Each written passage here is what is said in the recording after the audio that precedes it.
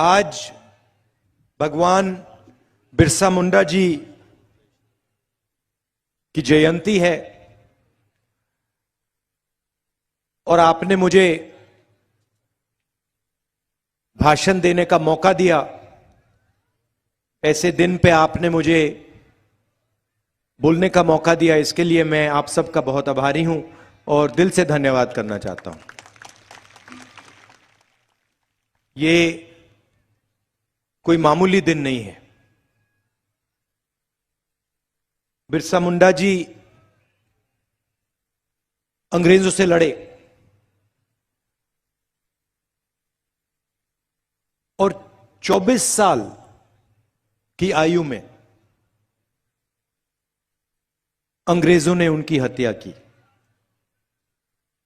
जो भी उन्होंने करना था वो उन्होंने 24 साल में कर डाला। लोग लंबी जिंदगी जीते हैं, 60, 70, 80 साल जीते हैं, तब भी जो इन्होंने 24 साल में कर डाला वो नहीं कर पाते हैं। आज भगवान बिरसा मुंडा जी की सोच पर आक्रमण हो रहा है। स्टेज से आपने भाषण सुने,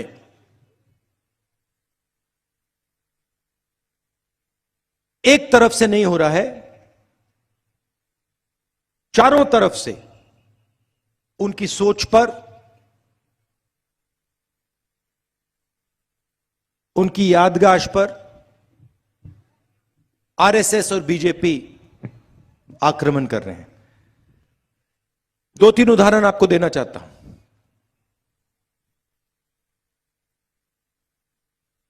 जब मैंने भाषण शुरू किया, मैंने आपको आदिवासी भाई बहन कहा। कहा नहीं कहा? कहा ना। आदिवासी का मतलब क्या है? आप में से कोई बता सकता है? बताओ। नहीं, आदिवासी का मतलब क्या होता है? जो सबसे पहले था। सही बात है, जो हिंदुस्तान में सबसे पहले था। इसका मतलब है कि हिंदुस्तान का जो ओरिजिनल ओनर है, बात समझ आई? ओरिजिनल मालिक जो है वो आदिवासी है। इस शब्द का यह मतलब है। इसका मतलब अगर यह जमीन आपकी थी, मैं सिर्फ महाराष्ट्र की बात नहीं कर रहा हूं, जिसको हम भारत माता कहते हैं, यह पूरा का पूरा देश, इस देश में सबसे पहले आप आए थे। मतलब सबसे पहले आपका हक बनता है। अब देखिए ये क्या चालाकी कर रहे हैं। ये कहते हैं आप आदिवासी नहीं हो, आप सबसे पहले नहीं थे, नाम बदला है। मगर ये मामूली चीज नहीं है, ये बहुत गहरी चीज की है इन्होंने। और भगवान बिरसा मुंडा जिस चीज के लिए लड़े,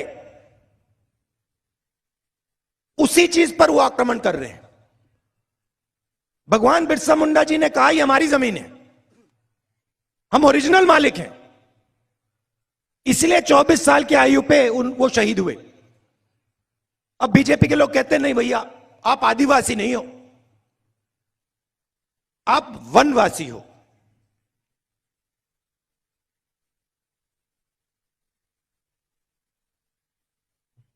वनवासी का मतलब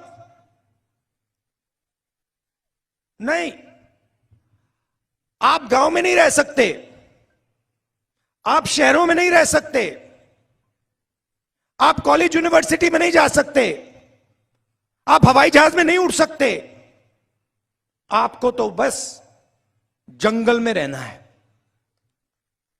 अभी ठहरिए, ताली मत बजाइए।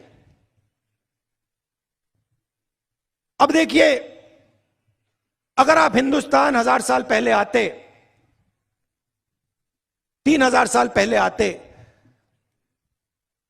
तो पूरा हिंदुस्तान जंगल था। 50 साल पहले आप हिंदुस्तान को देखते, काफी जंगल थे। और आज आप हिंदुस्तान को देखते हो, जंगल कम होता जा रहा है। सही बात, गलत बात? सही है। और आज से 20, 30, 40 साल बाद जंगल आपको दिखेगा ही नहीं, गायब हो जाएगा। तो ये आपसे ये कह रहे हैं कि आपको कोई हक नहीं मिलना चाहिए। जब जंगल गायब हो जाएगा तो वनवासी का कोई हक नहीं बचेगा। यह है इनका मतलब। ये आपसे कह रहे हैं कि यह जमीन आपकी नहीं है और आपकी कभी नहीं रही और कभी नहीं होगी। आप तो जंगल के हो। हम कह रहे हैं कि आप ओरिजिनल मालिक हो। यह पूरा देश आपका था और आपसे यह देश लिया गया। तो अगर आपसे यह देश लिया गया तो आपको कुछ देना भी है। क्या देना है? आपके हक देने हैं, शिक्षा देनी है, स्वास्थ्य देना है, और देश का जो धन है उसका भाग आपको देना है।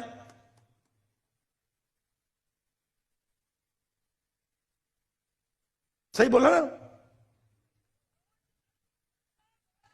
तो पहली बात यह है, फिर आदिवासियों की, दलितों की, पिछड़ों की, अल्पसंख्यकों की कैसे मदद होती है, कैसे रक्षा होती है हिंदुस्तान में? यहां पे युवा हैं, बताओ।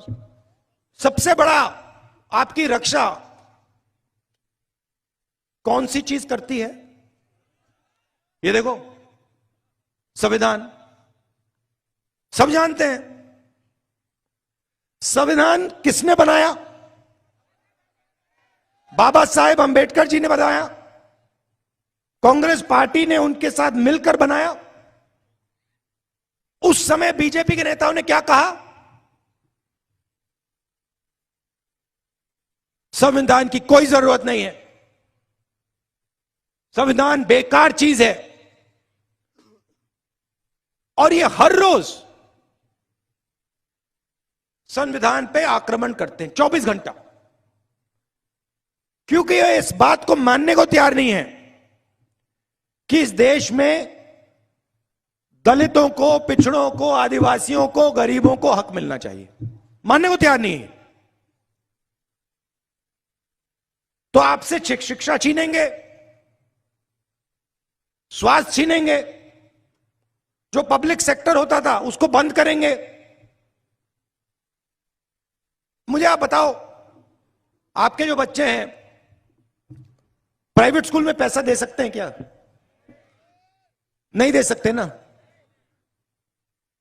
तो अगर सरकारी स्कूल सब बंद कर दिए जाएं तो आपके बच्चों का क्या होगा? पढ़ नहीं पाएंगे, अनपढ़ रहेंगे। फायदा किसका? बीजेपी का।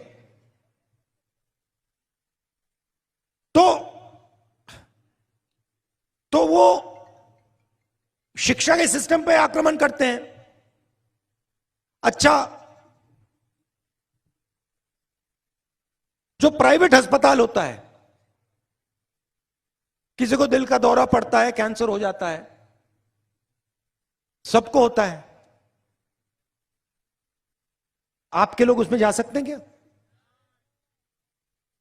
नहीं जा सकते।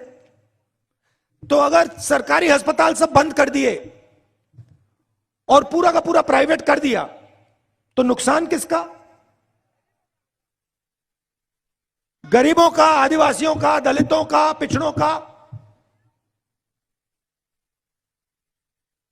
जहां भी ये राज करते हैं आप देख लीजिए, शिक्षा के सिस्टम को प्राइवेट हाथों में दे देते हैं, अस्पतालों को प्राइवेटाइज कर देते हैं। अच्छा, तीसरा रास्ता जिसको हम पब्लिक सेक्टर कहते हैं, पब्लिक सेक्टर में आपके लोग जा सकते हैं, सारी की सारी पब्लिक सेक्टर की कंपनियां ये प्राइवेटाइज कर रहे हैं, अपने ही 2-3 मित्रों को दे रहे हैं। तो रोजगार का रास्ता बंद, शिक्षा का रास्ता बंद, बीमार हुए तो अस्पताल बंद, और फिर आपसे कहते हैं भैया देखो हिंदुस्तान की बात मत करो, आप लोग वनवासी हो, बात करनी है तो जंगल की करो। जंगल में हक किसने दिया? कांग्रेस पार्टी ने दिया। फॉरेस्ट राइट एक्ट और पैसा कौन लाए? कांग्रेस पार्टी लाई। और बीजेपी क्या कर रही है? आपको कहती है आप वनवासी हो, और फिर जो आपका हक बनता है वो भी छीन लेती है।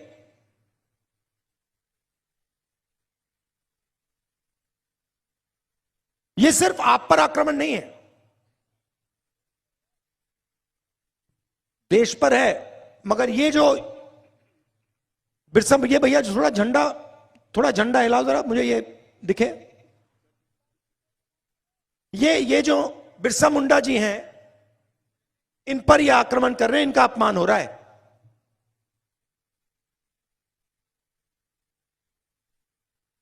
तो सबसे जरूरी बात संविधान की रक्षा, आदिवासियों को शिक्षा, उनके हक, उनकी जमीन, इससे बिना आपका काम नहीं होने वाला है। और यह लड़ाई सिर्फ कांग्रेस पार्टी लड़ती है। और मैं यह भी कह देता हूं, स्टेज से कह देता हूं, कांग्रेस पार्टी लड़ती है मगर और मजबूती से लड़नी चाहिए।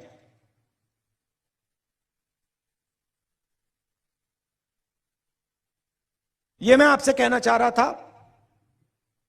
आखिरी बात देखिए, बिरसा मुंडा जी, भगवान बिरसा मुंडा जी 24 साल की आयु पे शहीद हो गए। अंग्रेजों ने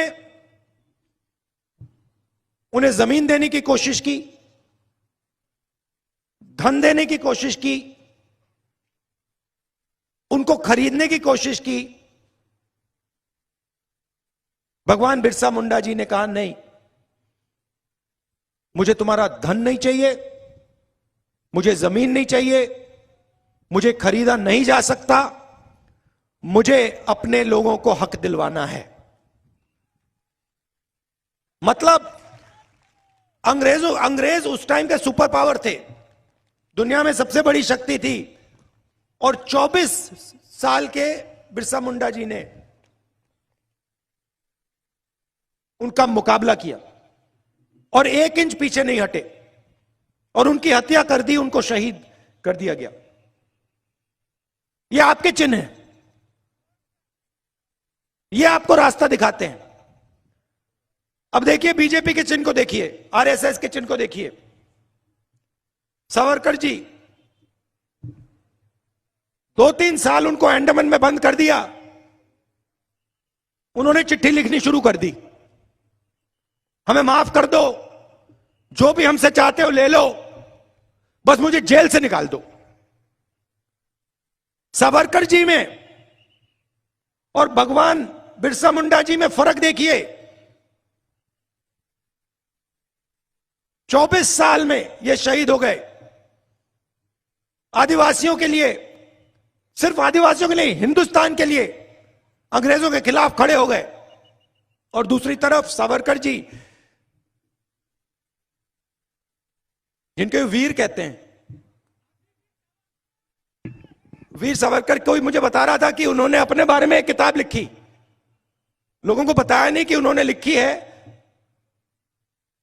एक किताब लिखी, दूसरे नाम से लिखी, कि सावरकर कितने वीर हैं।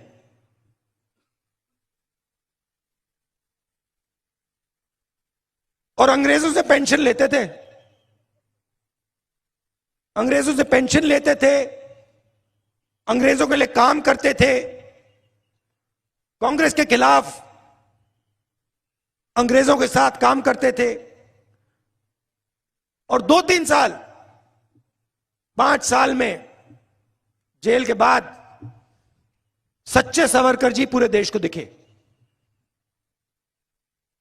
चिट्ठियां लिखी और अंग्रेजों ने कहा आ जाओ, हिंदुस्तान के खिलाफ हमारे साथ काम करो। सावरकर जी ने हाथ जोड़े, कहा हां जी मैं हाजिर हूं, जो भी आप मुझसे चाहते हो मैं करूंगा। यह है आपके भगवान में आपके नेता और उनके नेता में फर्क। और मैं हर आदिवासी युवा से कहना चाहता हूं, यह देखिए, ये आपको रास्ता दिखाते हैं, इनका रास्ता आपको कभी नहीं छोड़ना है। और दूसरी बात, आप वनवासी नहीं हो, आप आदिवासी हो और आप ओरिजिनल मालिक हो इस देश के। बहुत बहुत धन्यवाद। जय हिंद।